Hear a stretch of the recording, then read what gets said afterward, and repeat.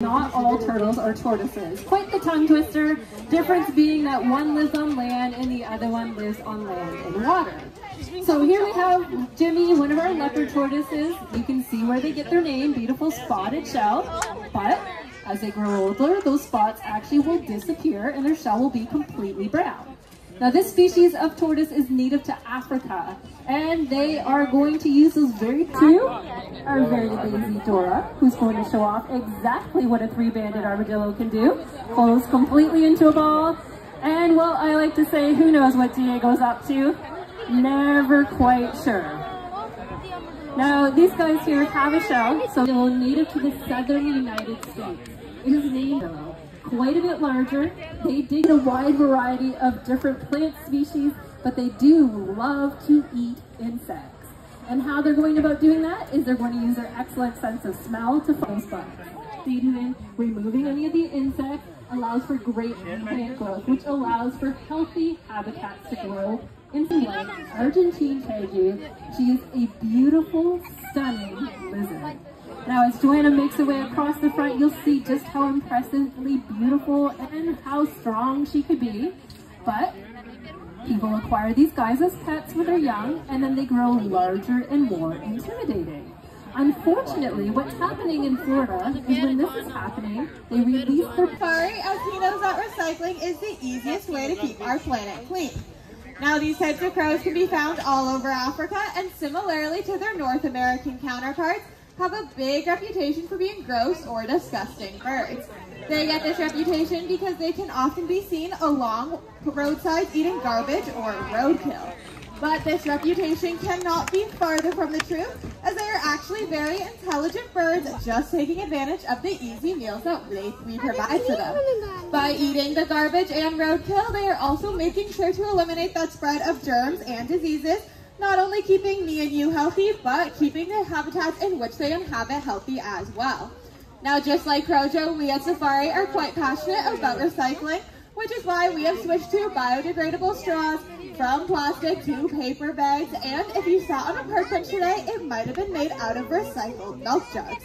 Now, as Crojo departs home, his final message to you all is to always reduce, reuse, and recycle. We like to say that if a crow can recycle, now he's not a fox that magically grew wings and learned how to fly, as he is a type of bat, but he does get this name from that reddish-brownish color of his fur, along with the fact that his head resembles a fox.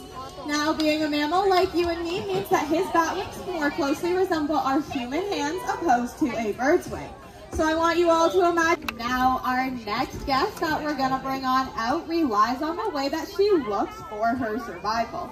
She'll use her beautiful colorings to camouflage into her preferred environments of the grasslands, sparsely forest, and savanna. This here is Zippo, and she is a ball python. Now, judging by some of your reactions, we here at Wild Wonders know that snakes are not always a fan favorite, but we're hoping that by learning a little bit more about them, you leave here today with a greater appreciation for them. Now, Zippo gets her name ball python from the fact that when she is at rest, feeling threatened, scared, or about to strike, she will curl up into that ball form. This not only protects her internal organs, but it also gives her that spring on attack. Now, we're not too worried for Andrea's safety while she handles Zippo, as if you take a closer look at her head, you can tell that she is a non-venomous snake.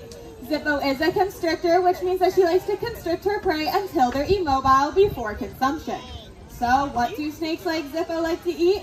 Well, she loves to eat a variety of rodents, which makes her great for rodent control. Her favorite rodents are rats and mice, so she helps to maintain those populations, along with eliminate the spread of germs and diseases that they might bring.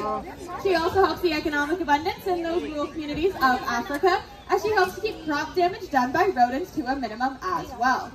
So even if our human instinct is telling us to run and hide from such an impressive predator, we should actually be thanking snakes like Zippo for all that they do within their environment. So let's give a big thank you to Zippo.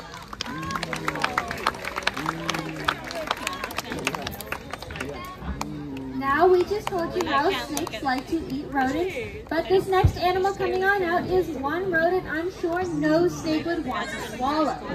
Coming on out will be Dolores, and she is a prehensile-tailed porcupine. Now these porcupines are native to South America, in the rainforest where they are arboreal by nature. This means that they like to spend most of their lives up in the trees. Now Dolores here is only about 6 months old, so she's still quite small, but when she is fully grown, her body will be nearly 2 feet long. To make itself look bigger if it feels threatened, porcupines will also do this with their quills. Now, perhaps thankfully for everybody in the front row and for us handlers as we walk around with her, it is actually a common myth that porcupines can shoot those quills out of their body. But if they accidentally rub up against an object, they can definitely become easily embedded in any surface that touches them. So this is one animal you definitely do not want to pet. But despite Dolores' prickly side, we still love her and she is super, super cute. So let's give her a round of applause. Here she is. This is Annabelle the Southern Tamandua. Now, if you're thinking she kind of looks like an anteater, you would be correct, as tamanduas are also known as lesser anteaters.